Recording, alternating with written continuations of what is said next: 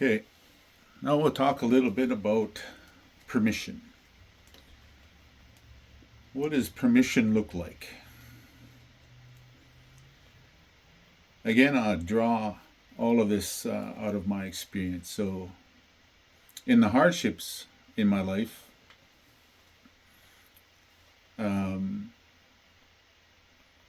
I really didn't look at myself in a very good way. I always felt guilt, I always felt shame,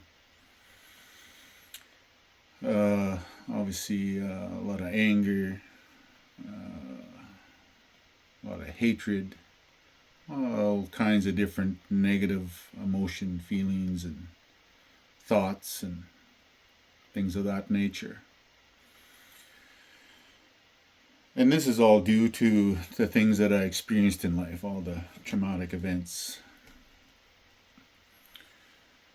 So it took me a while to understand these permissions when it came to to the personal healing. As human being, when we go through these things and we feel these ways of, as I mentioned, guilt or shame or whatever, like even though we never wanted these things to happen, but yet they happened and they made us feel it's psychological and the spiritual way how it affects us is it's kind of mind-boggling. Uh, but anyway, we have a way of beating ourselves up and not allowing ourselves to experience the beautiful things of life. We tend to rob ourselves of that love and that joy that's out there. So anyway,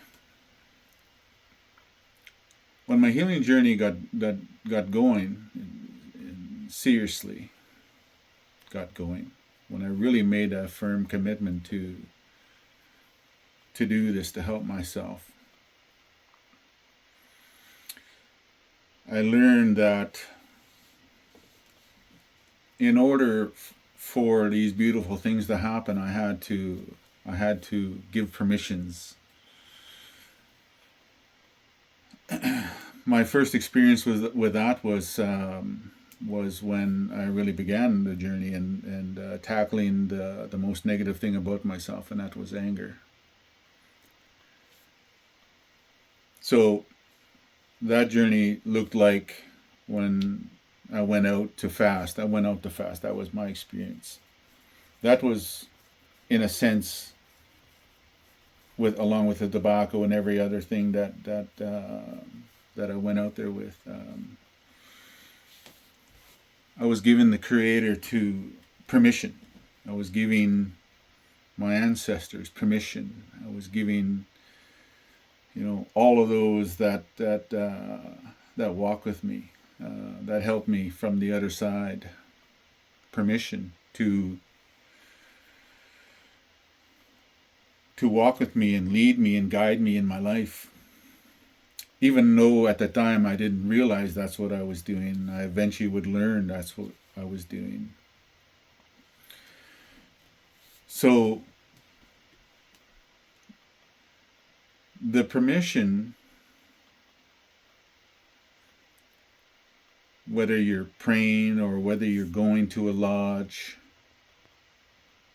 ceremony, pipe ceremony, or whatever kind of lodge it is, or whatever kind of ceremony it is that you have in your territories,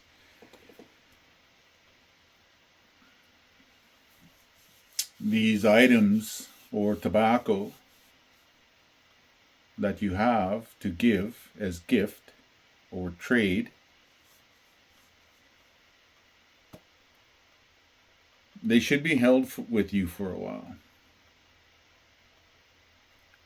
Length of time could be all depend on the person and maybe the urgency in what it is that they're about to ask for. But the reason you would want to hold on to it for a little while is that every day you want to be holding that tobacco or the tobacco and the gift or whatever it may be. And you sit with it every day for however long it is you want to. And you pray. So all of this energy, all of these thoughts, all of these feelings, all of these things is being absorbed by this tobacco, by this gift. So by the time you're ready to act, and that tobacco is put down or given a gift.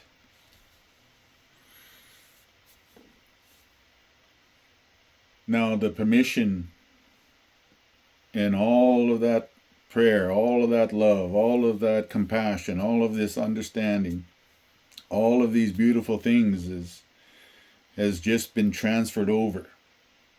Now, what you've done there has allowed the Creator, Mother Earth, and all of those beautiful spirit that work on their behalf to enter in and to begin to work in your life. That's what permission looks like to me. How